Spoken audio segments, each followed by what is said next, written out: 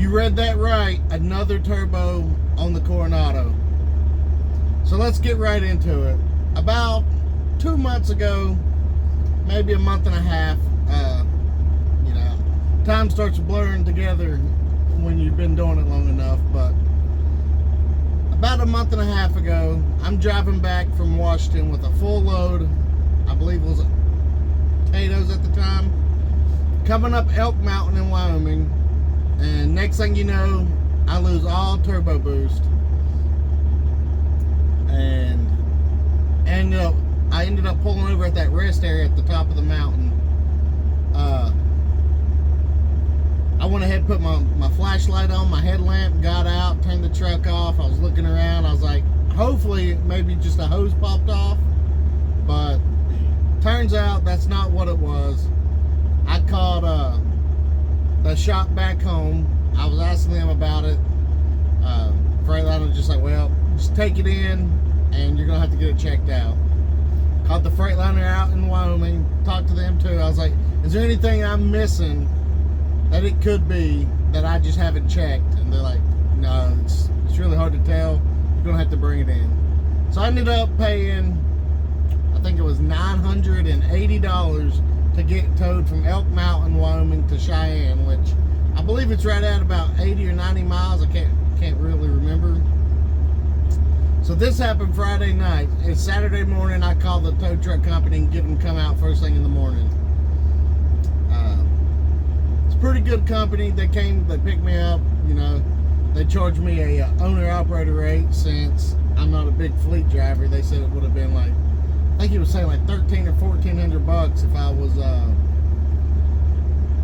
company, or like a large company. But since I own my own truck, they gave it to me for like $980. They took me to the Freightliner dealership. I believe it was the next day before they could look at it. And they look at it, they look it over, they're like, yeah, you're gonna need a whole new turbo because the shaft broke in it. So if y'all have been keeping up, y'all know that I just got a new turbo put in it probably 3 months ago.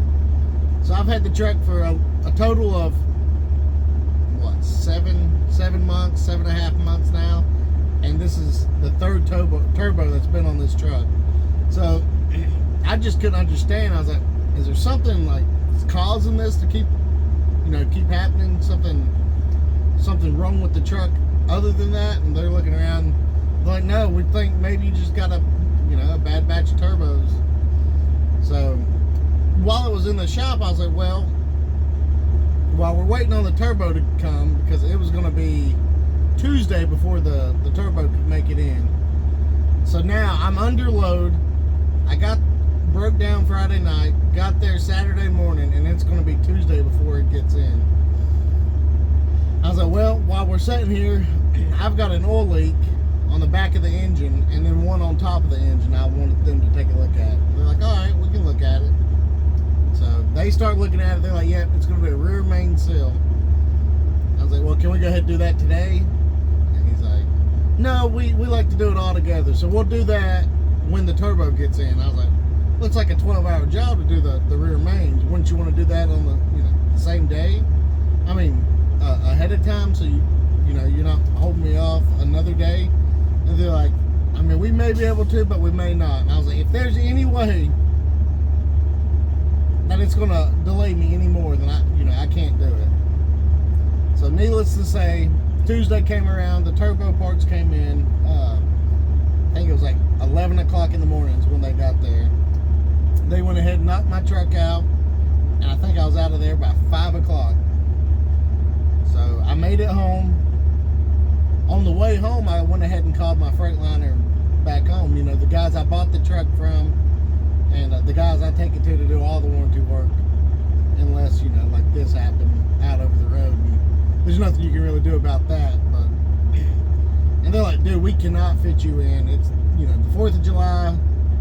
We got people taking off, and it's a long delay. And I was like, all right, I'll bring it in next time I'm in. So I did one more trip. I bring it in. I call them ahead of time. They're like, this is a perfect time to do it. Bring it in on Monday, and we should have you out of here by Thursday. So I drop it off on Monday. Thursday rolls around, I call them. Or I believe I called them Wednesday to see about an update. And they're like, well, the body shop had it the whole time, so we haven't been able to get it in the shop yet. Well, I had already talked to the body shop guy, and he said he got it done the very first day that I brought it in. All he had to do was put the 2 lights back on the bumper. If y'all seen when my last video, I had them taken off, so one of them actually went out on the herd bumper. So we got new ones under warranty to replace those. So that's all he was doing, was putting those lights in. 2 lights that are already pre-drilled and everything. And they try to tell me that that's why they didn't look at the truck yet. And they've been super busy. Super busy. So after that, I believe it was Thursday, I called again. I was like, any update? They're like, yeah, we're getting it in right now. We're getting it in right now. But they waited till the end of the day to actually get it in. So they start looking at the rear main, and they're like, yeah, we should have it done tomorrow. So that tells me they probably didn't start looking at it. Friday rolls around, they call me, and they're like, well, we got some bad news. I was like, what's that? He's like, it's going to need a whole new flywheel housing. And I'm like, dude, the truck is 6 months old. And I was like, if y'all would have got started on it when you told me you would have got started on it, you would already knew it needed a flywheel housing. Because they're like, yeah, it's going to need a flywheel housing, and we probably can't get it till Monday or Tuesday. So I went ahead and thought for the worst. It's going to be Tuesday. But I was telling them, I was like, yeah, if y'all would have looked at the truck when you told me you was going to, then we never would have had to wait until next week to get a flywheel housing. So needless to say, Tuesday rolls around. They're like, yeah, we got it in. I was like, great. Is it going to be done today? No. It's looking like it's probably going to be tomorrow at noontime. I was like, all right. So I called back Wednesday. I'm like, hey, you got it? And they're like, well, no, we're not going to be able to finish it today. I finally got the truck. They called me Thursday morning and told me I could come pick up the truck. So it had literally been, what, a week and a half, almost 2 weeks for them to fix the rear main seal and, put a flywheel housing on. Which, neither one of them's little jobs, but when you're paying $160,000 and you're out of that area and that's your home shop, I feel like they, should give you a little more attention, if that's the right word. Or at least, none of it would have been a problem if I didn't have to keep calling and getting my updates. If they would have just looked at the truck when they said they were super busy, all this stuff could have mitigated a lot of the problems. But yet here we are, a week and a half later, and I was expecting the truck a whole week before. So I already had a load set up. I already had, everything planned. And I don't know. That's trucking though. If you're thinking about getting in a truck and owning your own truck, you're gonna have to deal with stuff like this. Probably even if you don't own your own truck, because your truck will break down while you're out over the road. Next thing you know, you're sitting at a shop on the side of the road somewhere, getting charged an arm and a leg.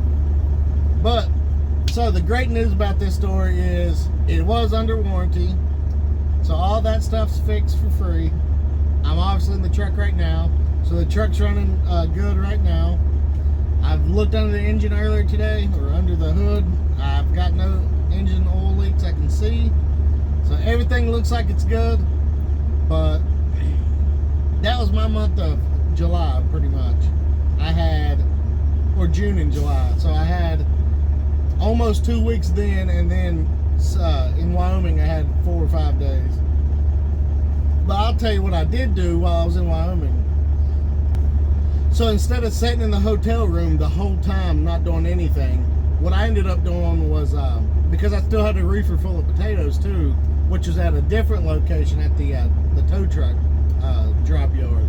They wanted to drop it there. They said it would be easier for them to navigate the truck and everything, so they didn't have to back it in. So I was like, all right, man, it's fine. So I had to keep checking the reefer fuel on that, and then plus getting the updates on my truck at Freightliner. I went ahead, ordered a pickup truck. It was a Ford Ranger, probably like one of the newer ones. I don't know, 2020 maybe. It had like 15,000 miles. But I went ahead and did that, and I got me a hotel room right off the interstate.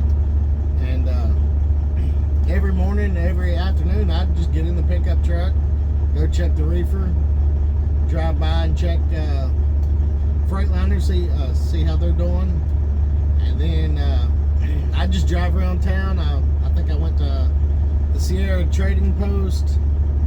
They've got a Sportsman's Warehouse, 2 or 3 Walmarts. So I went all over the place. I didn't have to order DoorDash for every meal, which that can add up fairly quickly. Or get a pizza delivered. You got the delivery fees and all. So I had all that at my fingertips. I just get in the car and drive, and I believe I paid about $40 or $50 a day, and I got it for 2 days. No, yeah, I got it for 2 days, Monday and Tuesday. It's like $50 a day, and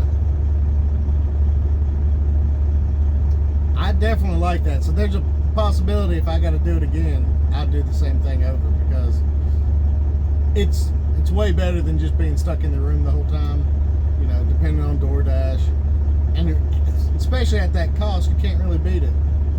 But that was my month in review. I hope you enjoyed the video. If you did, give it a thumbs up. And I hope you guys have a good day. Take it easy.